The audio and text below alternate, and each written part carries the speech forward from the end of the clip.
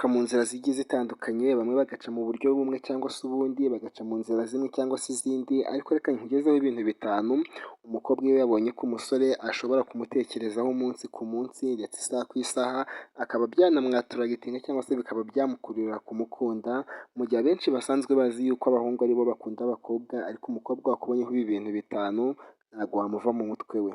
Abenshi ikintu cya mbere dressing and haircut,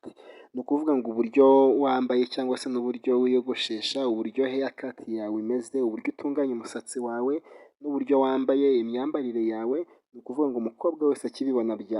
akikubona bwa mbere ibi bintu abyitaho, abitekerezaho, mbega iyi shusho isigara mu mutwe we,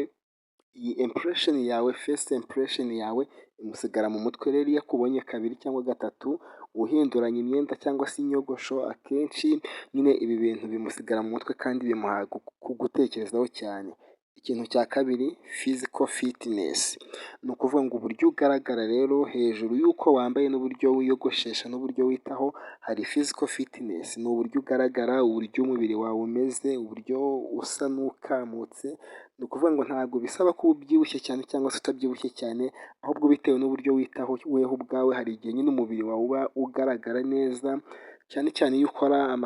iyo ukunda gukora utuntu tw'udusiporo, hari uburyo uba ugaragara neza, umeze nk'umuntu wumutse koko, nyine ukabona ko fitness yawe ari nziza. Rero iyo physical fitness ihuye n'uburyo witaho ibi bintu bibiri,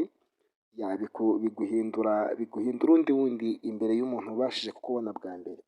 Hanyuma ikintu cya gatatu self confidence.